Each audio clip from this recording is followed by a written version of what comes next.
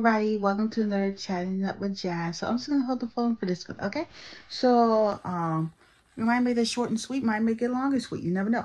So I want to go over what it really takes to publish through a company and to self-publish. So back in like 2019 or whatever Virtual Boyfriend came out, I was trying to get that book like published like through a company, right? Because this publishing company had popped up on the TV. Can't remember what it was now, but like they had a whole contract, and your girl, making books are expensive. Like people don't understand how like self-publishing is just the way to go. It's a lot of money, like, a lot, like more than even your rent, and like you had to do all these things. They wanted the first draft of the book, this, that, and the third. I think I was reading this book this one time. Jordan Lee Todesey, whatever her name is, but the book is called Embrace My Almost. And besides her talking about like these things that help you in your life, she also talked about, the book itself, like what it took, like how she has to get the book. She changed the end of the title because, it wasn't technically a happily ever after, but, I'm pretty sure she had to go through all of these steps before that book got to be what it is today. It's like, it's not as easy as people would think. It's like, oh, let's just write a book, It's not that easy. Like, your girl be getting ideas from other people, like people I know, and, some of my ideas, like I have a list in my notes section on my phone, at least like 8 different book ideas. Like I have all these ideas, but like, okay, Virtual Boyfriend 3, for example, complete stopped working on it. Got writer's block, working on another book. Then I might work on 2 more books and just go back to that one. Because, like, I think my writer's block for that book is so bad, it's not even funny. Like, I got to chapter 3 and stopped. It's not easy to, like, write a book in the first place. Like, I remember the real first book I ever wrote, it was for a creative writing class. And it was National Novel Writing Month. Excuse me.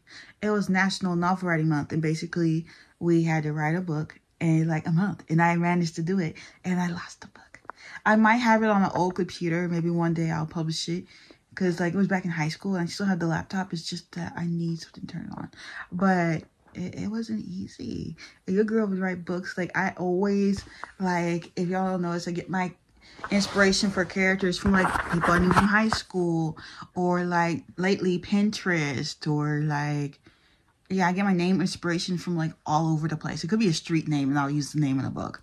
Sometimes I've used my name in the book, So that's where the inspo for the names come from. And sometimes the books that come from well, not all of them. Some of them I just make them up in like different scenarios of things. But I want to branch out as well. As writing a book is not easy. It is not easy, okay? Like, have y'all ever tried? Okay? And for the next book, something else I just want to touch upon. I am not asking anybody for your support. I'm just going to publish it. Whoever wants to buy it, buy it. If you don't, you don't. Don't tell me you're going to buy it, because, like, I will cuss you out. Like, that's not, like, mean, but I will cuss you out. Because, like, people tell you that, and then they don't do it. It's like, that I understand. But really, some of my books be a price of Starbucks. Or like a freaking McDonald's meal. Like the most the book has been yet is like $7, and I think the next book I might just make it like $8-9, because it's taking a lot of editing and it's a little longer. So there's that. But yeah, and why I always choose to self-publish, I don't know, it's just easier for me. It's like easier through Amazon. I have published 3 books through Amazon, 4. And, it gets easier and easier every time now. I could use some work on my covers, and the story would be pretty good. It's just that people don't read anymore. I don't think they read anymore. And it's really sad. Like, we have all depended on, like, Instagram, TikTok, Snapchat, Facebook, PlayStation, Switches, whatever, our phones to provide us entertainment, when it's nice to just take a break off your phone and, like, just read a book. Like me, myself, I like to write books to escape from life. Sure, some of them might teach you a lesson, but mostly they're like an escape from what you're going through. That's the kind of books I like to write. Yeah, but I would definitely say if you want to publish through a company, make sure that you got your manuscript right and everything like that. Because they almost did it, but then it's like they were asking for a lot of money just to publish the book, okay? And those are called like vanity publishers. It was a vanity publisher. And I think it was Newman Springs or something like, I can't remember because it was so long ago. But yeah, there's that. So your girl has like, so I have Virtual Boyfriend 3. I have this Jessica book I'm working on now, which was my first ever book that I published. Then I have 2, maybe a little sequel to Love Me, Love Me Not, and another book that's kind of in the Love Me, Love Me Not family, but except it's not about guys. You get what I'm saying? But,